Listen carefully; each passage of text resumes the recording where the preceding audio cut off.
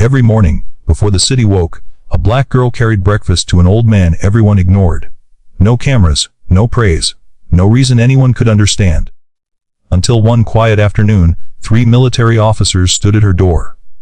And the neighborhood realized too late that the child they overlooked had been honoring a hero. Before we begin, pause for just a second. Where are you watching from today? Different streets, different lives, same human heart. And if stories about silent strength, forgotten heroes, and unexpected honor matter to you, please subscribe. Because the world is loud about power, but quiet about dignity. Now the story. The knock landed against the door like a verdict.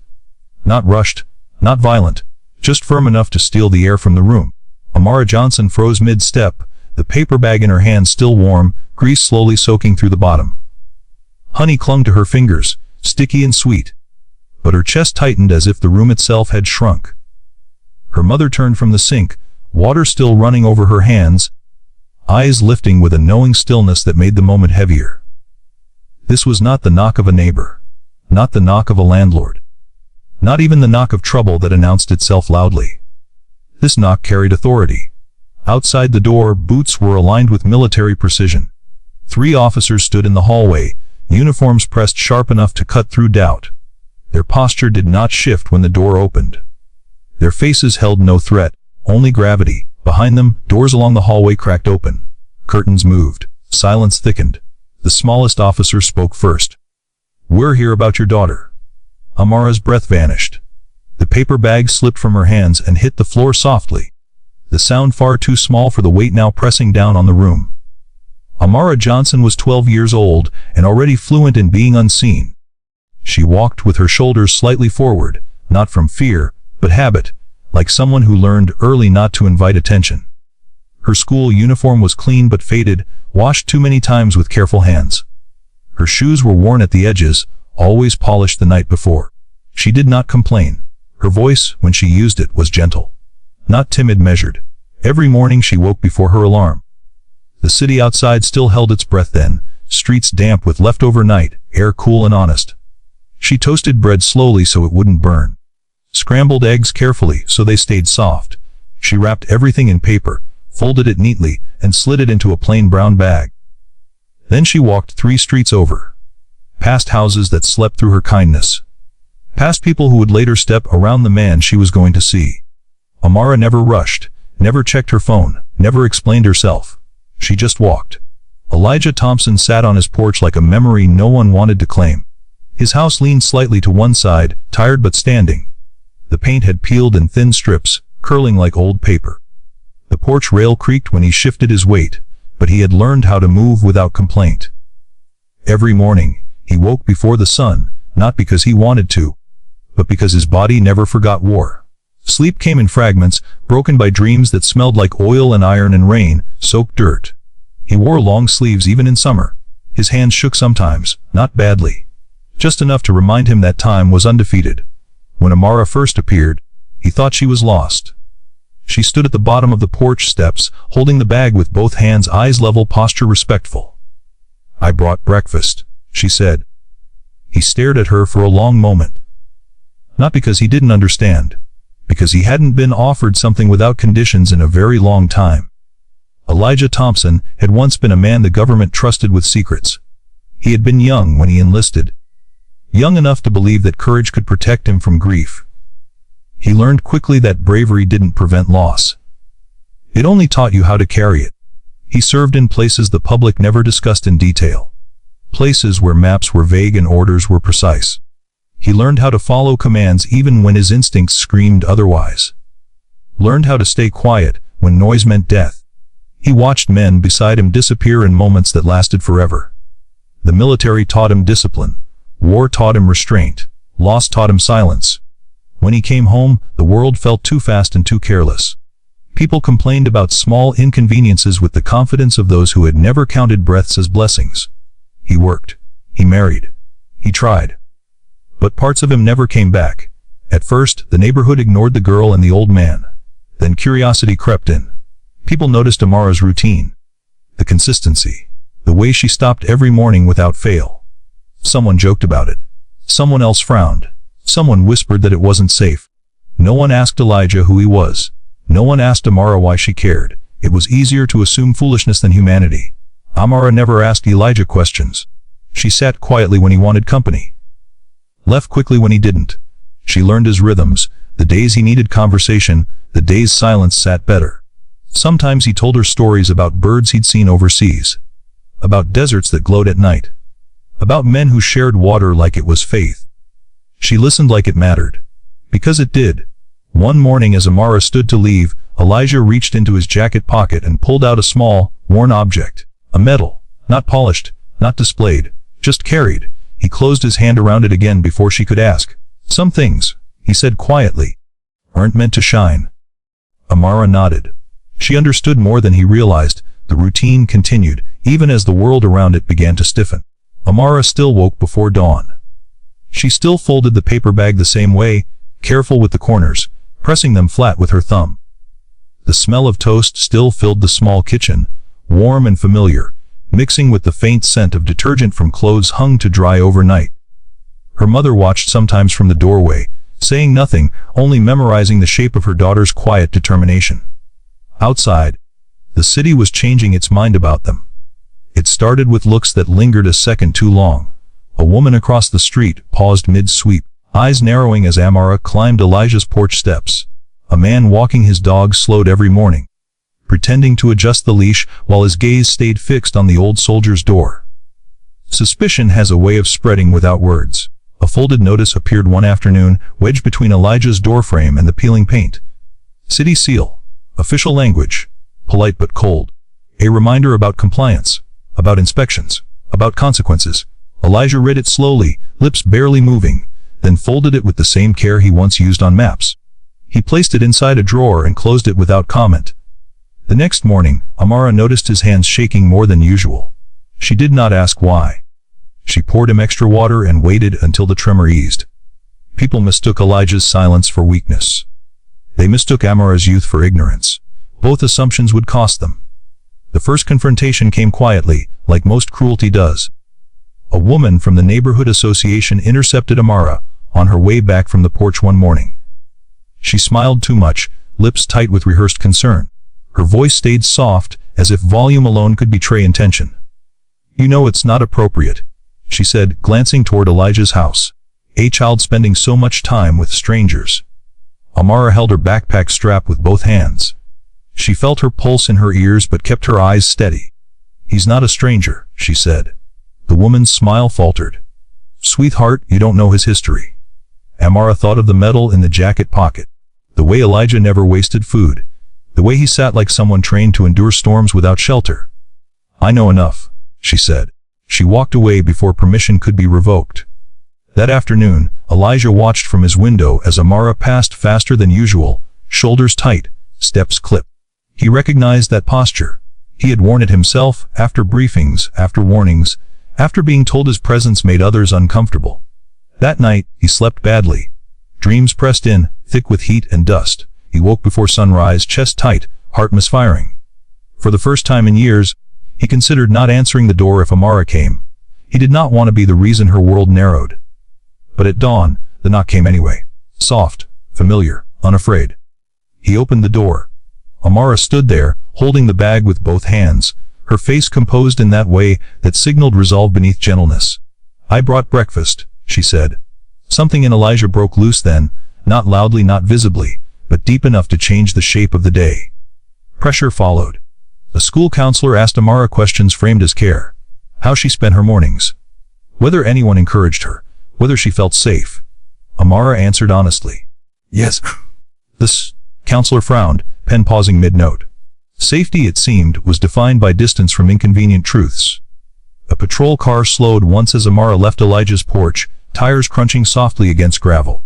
The officer inside looked at her, then at the house, then drove on without explanation. Elijah saw it all. He remembered convoys that circled without stopping. Surveillance that said more by what it didn't do. He felt something shift in his chest, an old instinct waking. The world had noticed them. One evening, rain came hard and sudden. The porch slicked with water, the steps darkened. Elijah stood too quickly from his chair, dizzy, pride urging him forward despite his body's protest. He fell. Not violently, just wrong. His knee hit first. Then his shoulder. Pain flared white-hot, stealing his breath. He lay there, rain soaking into his clothes, mouth opening and closing like a man trying to speak underwater. Neighbors passed. Some slowed. Some looked. None stopped. Until Amara ran. She had come later than usual. School held her after class. When she saw him on the porch, something sharp and clear cut through her chest. She dropped her bag and climbed the steps in 2 strides, kneeling beside him without hesitation. She placed her hand flat against his chest, counting the rhythm the way her mother had taught her when anxiety stole breath. "Stay with me," she whispered. Elijah focused on her voice, the rain. The steady pressure of her small hand grounding him in the present. An ambulance arrived eventually, summoned by a passerby who noticed too late what had been happening in plain sight. As they lifted Elijah onto the stretcher, his fingers caught Amara's sleeve. "Go home," he said, voice thin but steady. "Don't wait." She nodded, though every part of her resisted leaving. At the hospital, a nurse rolled up Elijah's sleeve to check his vitals. She froze. The faded tattoo on his arm, blurred by time but unmistakable, told a story no chart contained. Her expression shifted, professional calm giving way to something quieter and deeper. She asked a question. Then another. Files were requested. Calls were made. Elijah slept through most of it, his body exhausted from carrying too much for too long. By morning, his name had traveled. Not loudly, not publicly, but correctly. Meanwhile, the neighborhood filled the silence with its own conclusions. Someone reported Amara's visits again, this time with urgency. Someone suggested intervention. Someone said it was only a matter of time before something went wrong.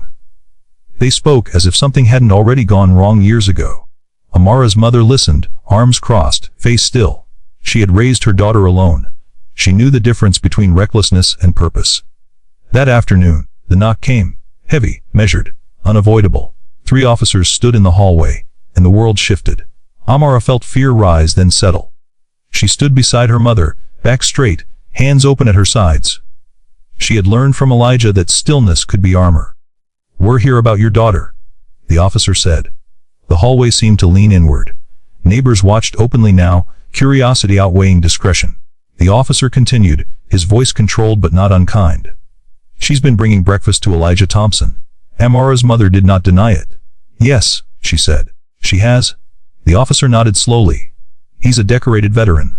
His service record spans conflicts most people only read about. He was reported missing from active military community outreach for years." Silence spread, thick and stunned.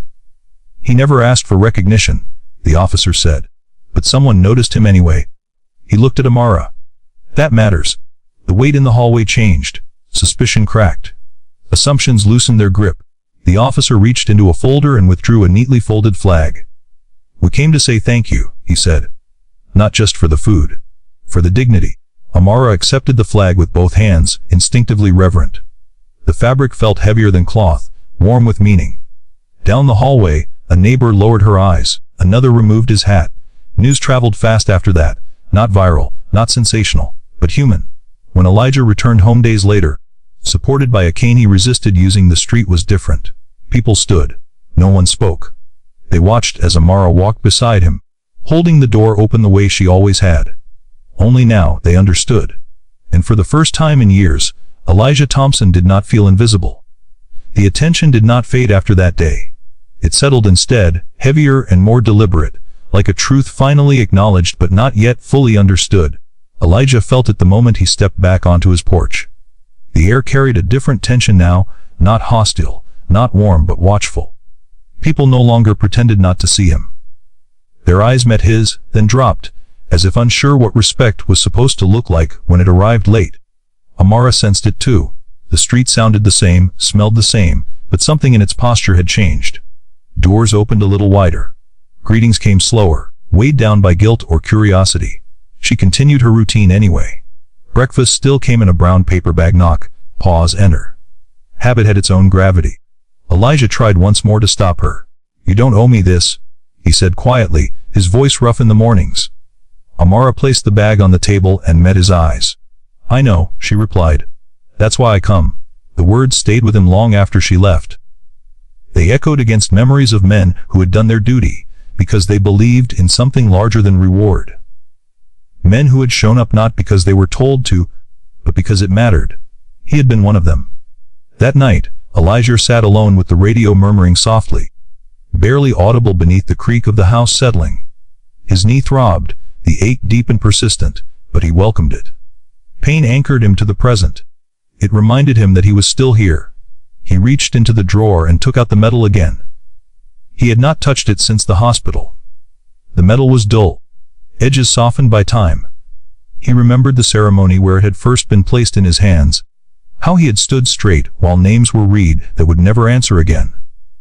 He closed his fist around it, feeling the familiar weight. In another part of the city, paperwork moved with unusual efficiency. Files that had gathered dust were reopened. A name long absent from official rosters resurfaced. Calls passed between offices, measured and precise, stripped of sentiment but heavy with implication. Elijah Thompson had not been forgotten by everyone.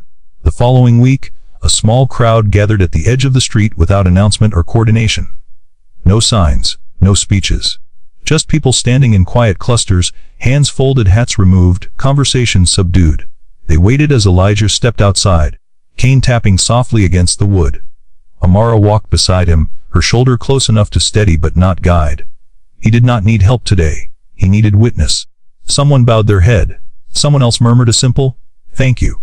The words felt inadequate, but they were offered anyway. Elijah nodded once. A gesture he had used his whole life to acknowledge respect without demanding it. His eyes found Amara's, and for a moment, the years fell away. He saw her not as a child, but as a fellow guardian of something fragile and essential. Later that afternoon, a car pulled up slowly, tires crunching against the curb.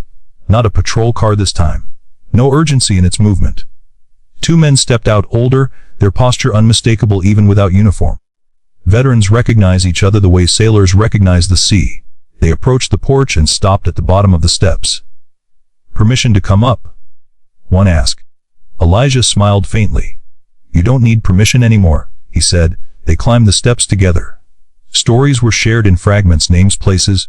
Years reduced to shorthand only they understood. Laughter surfaced briefly, surprised at its own survival. Grief hovered too, familiar and unchallenged. Amara listened from the doorway, absorbing the cadence of voices shaped by shared loss. She understood then that Elijah's silence had never been empty. It had been full of things too heavy to scatter carelessly. The world outside continued its slow adjustment. At school, Amara's classmates looked at her differently now. Not with envy or awe, but something closer to uncertainty.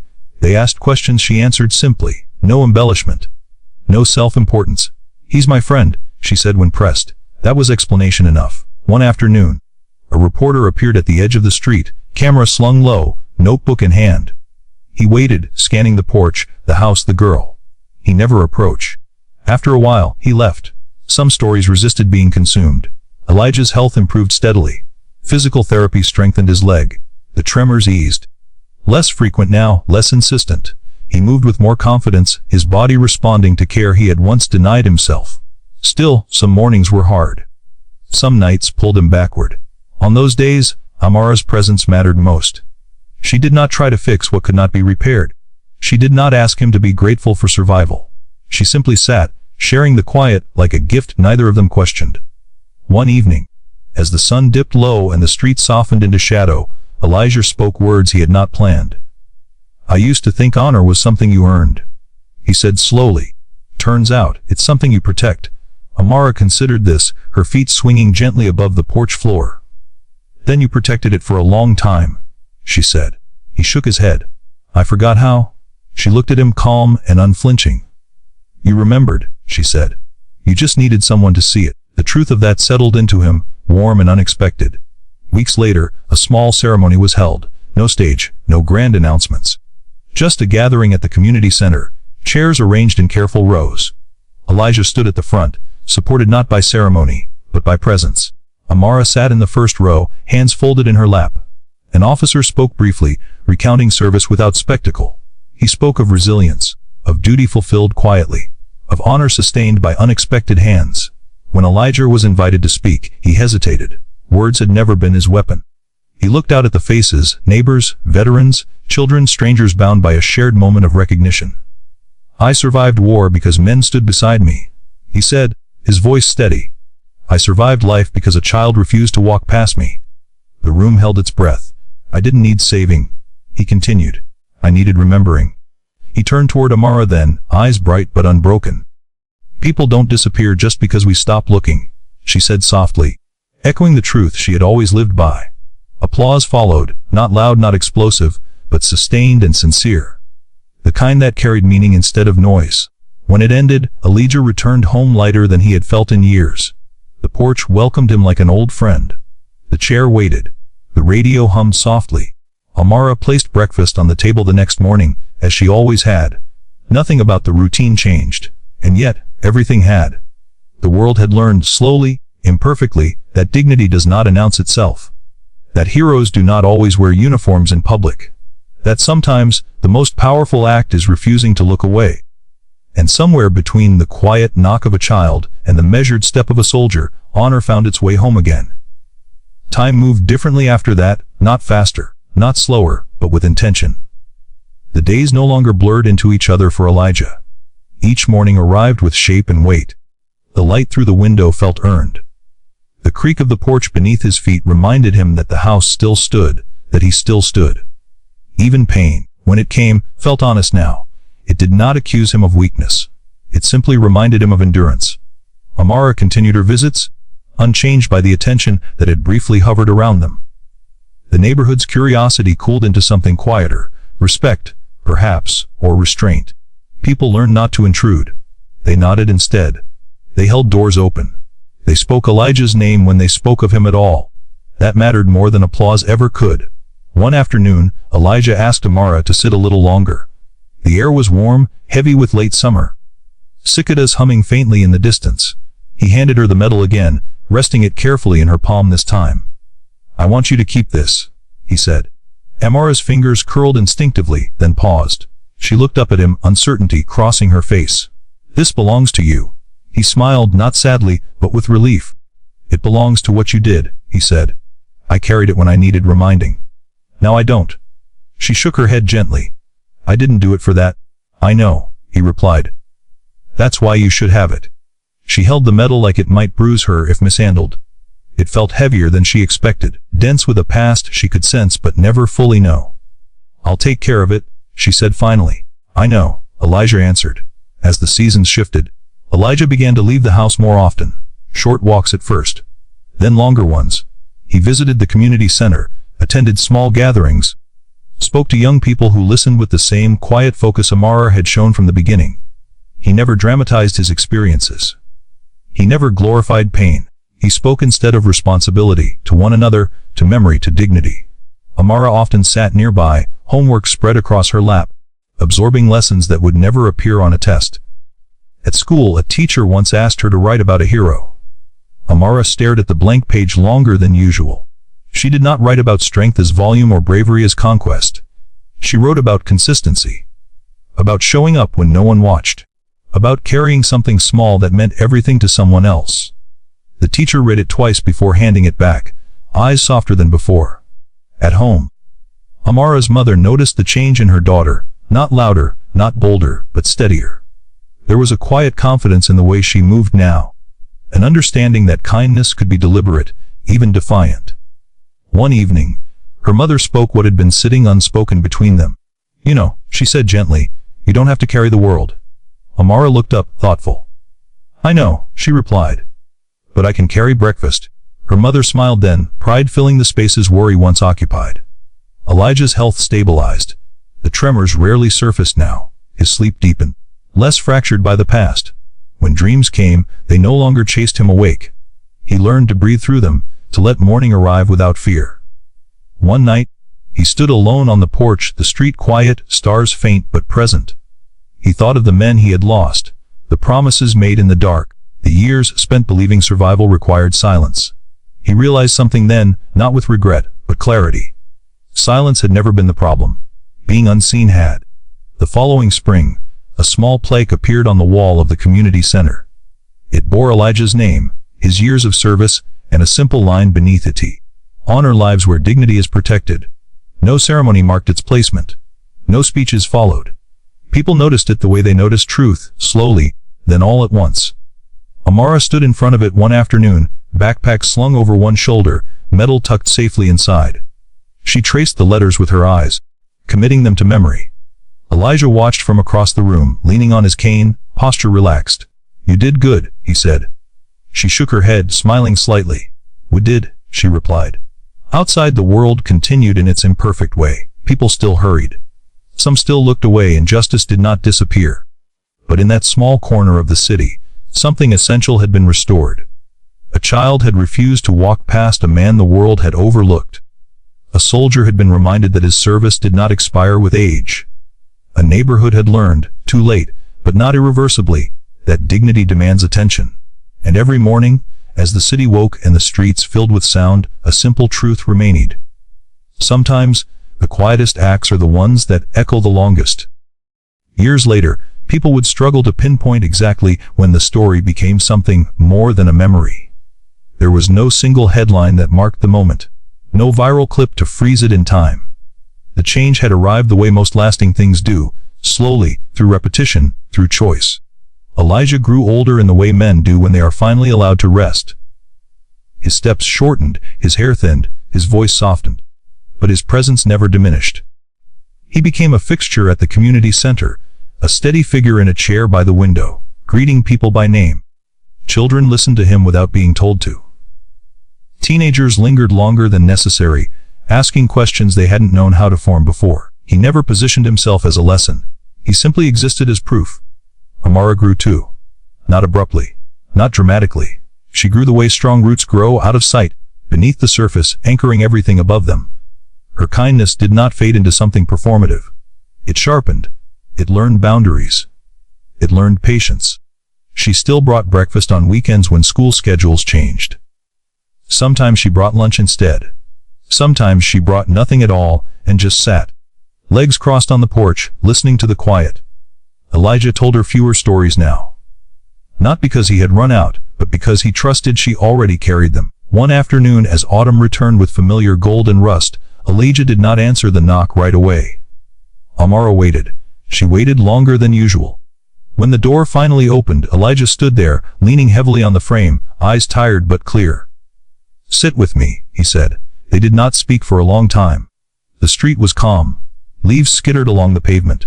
Somewhere, a radio played faintly, a song neither of them recognized. "I used to think legacy was about being remembered," Elijah said at last. "Dates.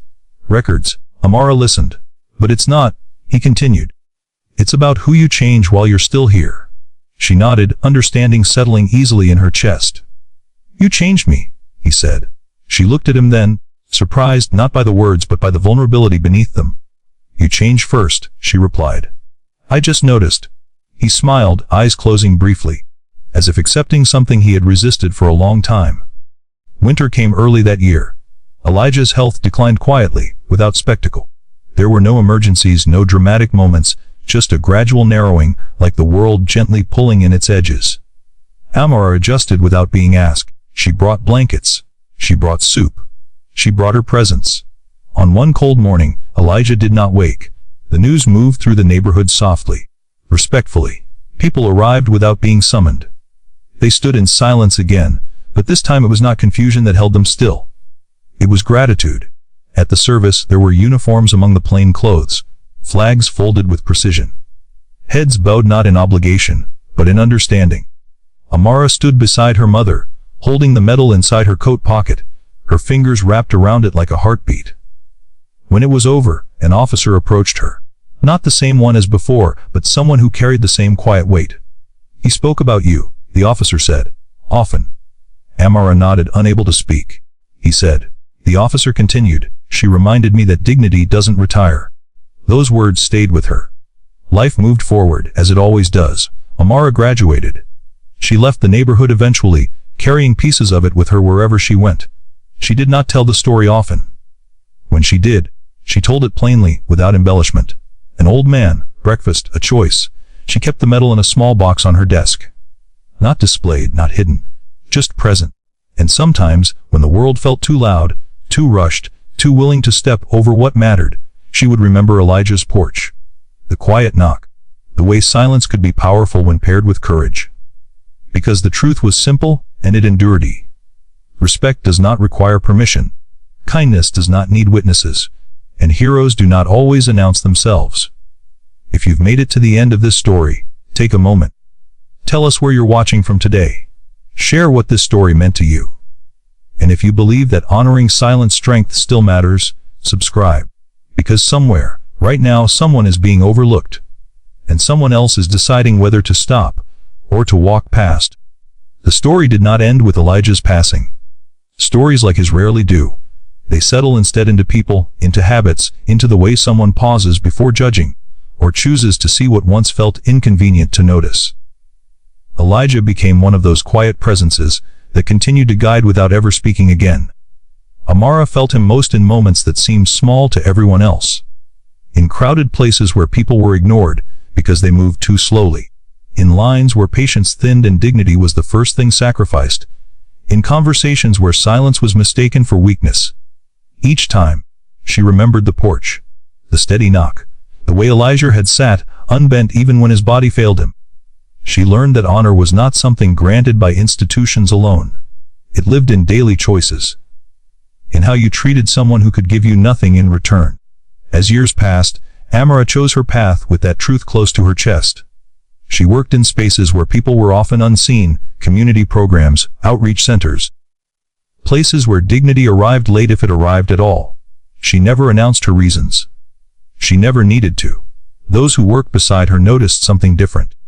She listened without rushing. She spoke without wasting words. She stood her ground without raising her voice. When asked where she learned it, she always smiled gently. From a friend, she would say. Some nights, she took the medal out of its box and rested it in her palm, just as Elijah once had. She traced its edges, thinking not of war, but of breakfasts wrapped in paper.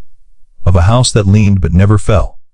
Of a man who had survived the worst of humanity and still recognized the best of it when it stood before him in a child's quiet resolve. She understood now what he had meant all along. Silence is not absence. It is restraint. It is strength waiting to be used with care. And far from where the story began, in a different neighborhood with different faces, Amara once noticed another old man sitting alone on a bench. His clothes were clean but worn. His eyes carried the same distant patience she had seen before. She hesitated only a moment. Then she sat. She did not ask his history. She did not offer advice. She simply shared the space. Because she knew something the world often forgot. The smallest acts are rarely small to the people who receive them. The quietest respect is often the loudest justice. And sometimes, all it takes to change a life is the decision not to walk past. If this story stayed with you, let it travel further. Tell us where you're watching from today. Share what it reminded you of. And subscribe, not for drama, not for noise, but for the stories that honor the strength that doesn't shout. Because heroes still exist, they're just quieter than we expect. The city never marked the place where Elijah's porch had stood. Time repainted the house. New boards replaced old ones. A different family eventually lived there, unaware of how much quiet history had once pressed into that space. Children ran up and down the steps now, laughter bouncing where silence once lived. But some things did not vanish with renovation. People who had lived on that street still slowed when they passed the house. Some could not explain why. Others could, but chose not to. They carried the lesson inward, the way people carry grief and gratitude, without ceremony. And Amara carried it too. Long after she had moved away, long after her voice had changed and her steps had grown surer, she still woke early. Habit had fused with meaning. Morning felt like a promise she never wanted to break. Sometimes, as she prepared breakfast in her own kitchen, she caught herself smiling at nothing. The smell of toast still brought her back. The warmth of paper folded carefully still mattered. She understood now that rituals were not about repetition. They were about remembrance. She spoke about Elijah rarely, but when she did, it was never with sadness. He taught me how to see, she once said to a colleague who asked why she worked so patiently with difficult people. That's all. But it was never just that. Elijah had taught her that dignity was not fragile, that it survived neglect, that it could wait years, even decades, for someone willing to acknowledge it. He had taught her that silence could be chosen without surrender, and that strength did not require permission to exist. On the anniversary of his passing, Amara visited the community center one last time before moving to a new city. The plaque still hung on the wall, untouched, its surface smoothed by countless glances and fingertips. Honor lives where dignity is protected. She stood there for a long moment, then reached into her bag and placed the medal beneath the plaque, securing it carefully where it could be seen without being spotlighted. It felt right. She left without announcement. Somewhere else, life continued its uneven rhythm. An old woman waited too long at a crosswalk. A janitor cleaned a hallway long after everyone had left. A veteran sat alone on a bench, watching people pass. And somewhere nearby someone noticed. That was how the story endured, not as a legend, not as spectacle, but as a quiet chain of recognition passed from one person to the next. Because what Amara had done was never about one man. It was about refusing the lie that worth expires, about challenging the habit of looking away, about choosing presence over convenience. And that choice, once made, does not disappear. It echoes. If you're listening to this story right now, you are part of that echo. Wherever you are watching from, your city, your home, your corner of the world, you have already paused long enough to see something that mattered. Carry that pause with you. Let it slow your steps. Let it sharpen your attention. Let it remind you that respect is an action, not a feeling. And if this story found a place in you, share it. Not because it is dramatic, not because it is loud, but because somewhere today, someone is being overlooked and someone else is deciding whether to stop or to walk past.